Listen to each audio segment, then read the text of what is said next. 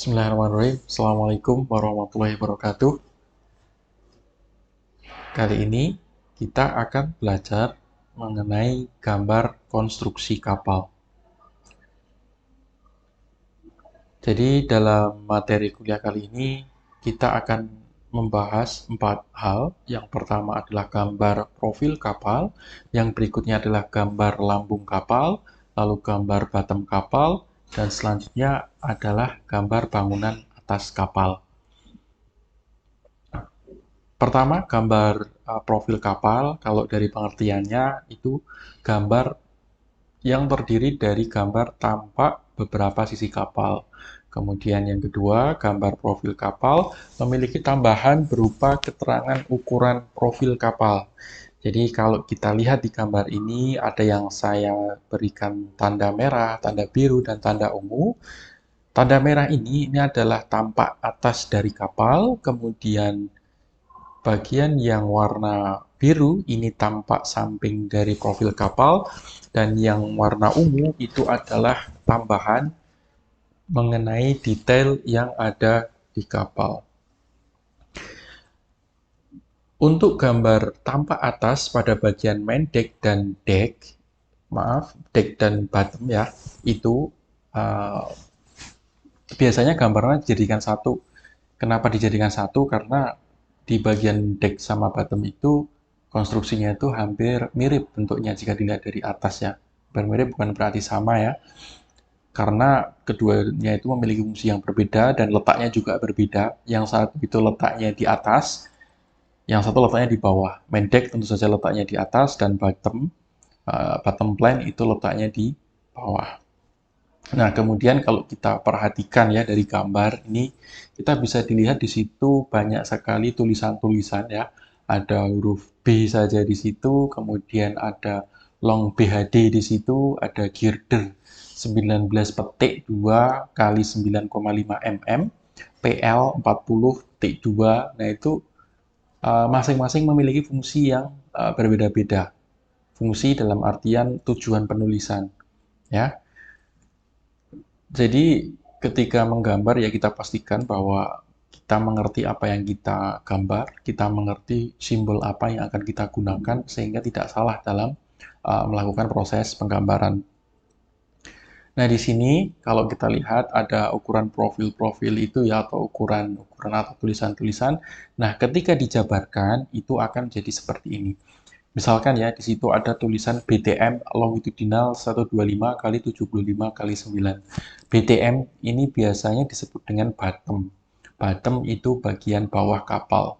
Jadi BTM longitudinal berarti konstruksi ini adalah konstruksi bottom.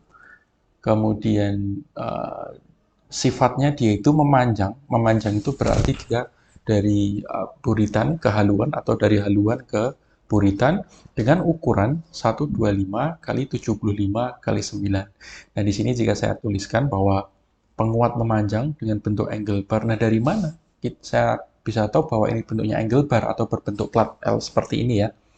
Nah, itu dari tulisan yang ada di situ. Itu 125 kali 75 kali 9. Nah, ini bisa kita identifikasi ya dari ukuran ini. Terus kemudian yang berikutnya ada bottom transweb. Bottom transweb ada 19 inch plus 5 inch plus FLG 9,5. FLG itu flange atau tulisannya misalnya flange. Itu tulisannya. Jadi kalau diartikan ini sebuah penguat melintang dengan bentuk profil L dengan ukuran 19 inch dan lebar 5 inch dengan ketebalan 9,5 mm. Nah, untuk web sendiri sebenarnya ada banyak ya bentuknya. Ada yang bentuknya itu profil L, ada yang bentuknya profil T juga ada. Punya profil T juga ada. Nah, ini perlu hati-hati, perlu kehati-hatian ketika menentukan apakah itu profilnya L atau T. Itu sebenarnya bisa kita lihat dari gambarnya ya. Nah, dari gambarnya harusnya itu nampak apakah di situ itu profil L atau profil T. Ini ya, dari sini kita bisa identifikasikan. Terus kemudian di sini juga kita lihat ada 30 petik 1, kemudian sampai 0 petik 2. Ini maksudnya 30 petik 1 ini adalah 30 feet dan 0 inch. Nah, kemudian di bawahnya spacing 6 inch sampai 0 inch. Nah, ini kalau kita perhatikan di atas ya, dari 30 itu terdapat 6 spasi ya. Nah, kita hitung ya, 1, 2, 3, 4, 5. Nah, di situ ada 5 ya, ada 5 jarak. Nah, itulah dari mana munculnya 6 inch ini ya. Jadi dari 30 tadi kita bagi 5. Nah, masing-masing jaraknya itu ketemu 6 6 6 oh maaf. Oke, saya ulangi ya, ini ada kesalahan sedikit. Jadi 30 feet, kemudian spasinya 6 feet ya. 6 feet ini berarti masing-masing jaraknya itu ya 6 feet. 6 feet itu berarti 6 kali sekitar 30, kali 300, itu ya sekitar 1800 mm jarak masing-masing. Kalau di atas 30 feet, berarti jarak antar bagian itu adalah sekitar 30 kali 300, ada sekitar 9000 mm atau 9 meter. Nah, memang ini jarak standar ya antara frame satu dengan yang lain, biasanya itu antara kelipatan 600. Kalau nggak 600 ya 1200 atau 1800. Nah, seperti itu. Nah, di sini uh, kemudian fungsinya apa sih kita mengetahui jarak-jarak ini? Nah, dengan mengetahui jarak-jarak ini kita akan tahu posisi penggambarannya itu di bagian mana. Itu ya. Kemudian yang selanjutnya, ini gambar. Jadi angle bar itu kalau misalkan 125 kali 75 kali 9 itu posisinya seperti apa? Nah, posisinya seperti ini. Ini kalau 125 tadi tingginya ya, tingginya berarti dari bagian A. Bagian A itu berarti dari atas sampai bawah.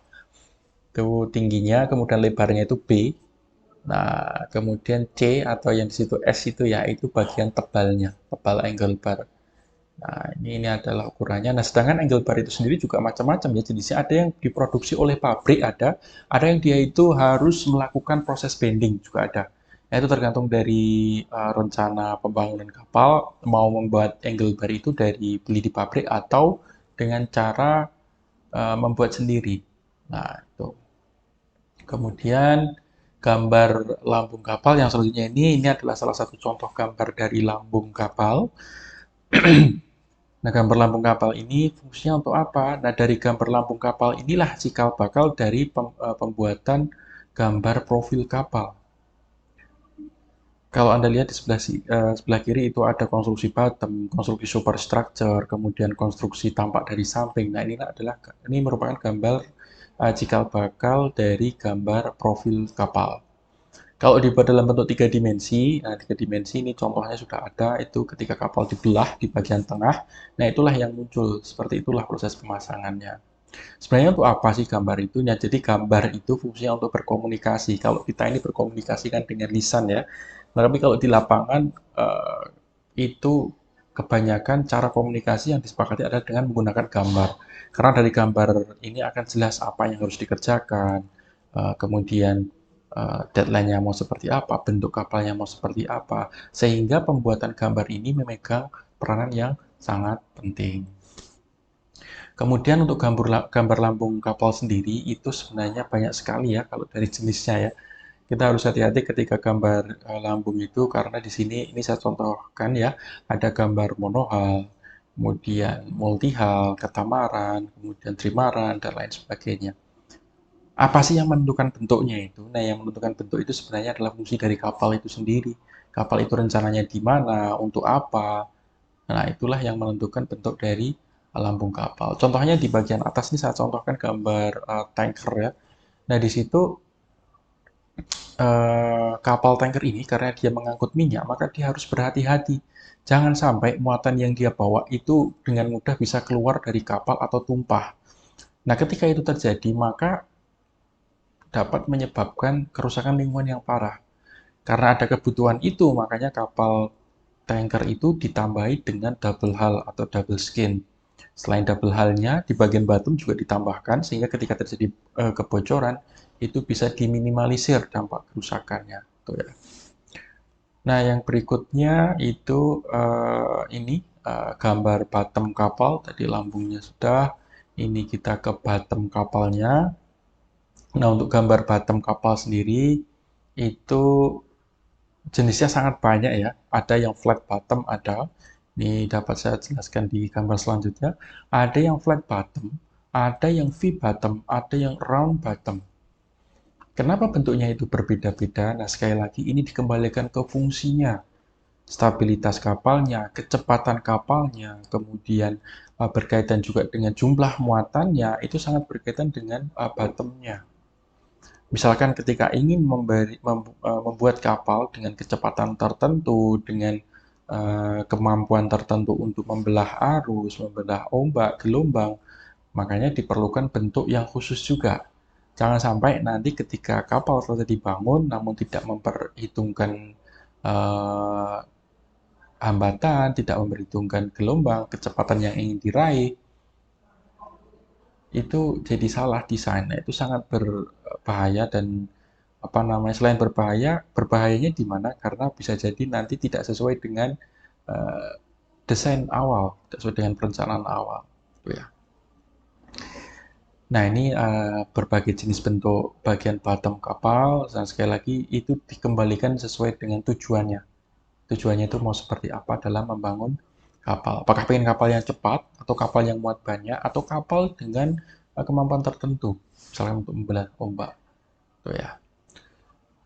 Nah, di sini ini adalah salah satu contoh dari konstruksinya, ya konstruksi yang akan kita gambar selanjutnya. Jadi di situ ada lubang-lubang, ada garis-garis, fungsinya apa. Nah, itu akan kita pelajari lebih lanjut dalam materi selanjutnya. Apa itu pengertian di situ tertulis solid floor, kemudian intercostal side girder, open floor, dan sebagainya. Kita akan belajar ini lebih banyak di materi selanjutnya. Dan dari sini mungkin materinya sudah cukup dulu untuk kali ini terkait dengan gambar konstruksi kapal. Sekali lagi, untuk gambar konstruksi kapal ini sangat beraneka ragam dan fungsinya itu untuk kapal itu sendiri. Dalam artian ketika pengen kapal itu memiliki fungsi kapal tertentu, konstruksi juga harus didesain dengan cara yang tertentu juga. Mungkin itu dulu untuk materi saat ini. Selanjutnya akan kita perdalam lagi dalam tugas-tugas selanjutnya. Sekian dari saya. Wassalamualaikum warahmatullahi wabarakatuh.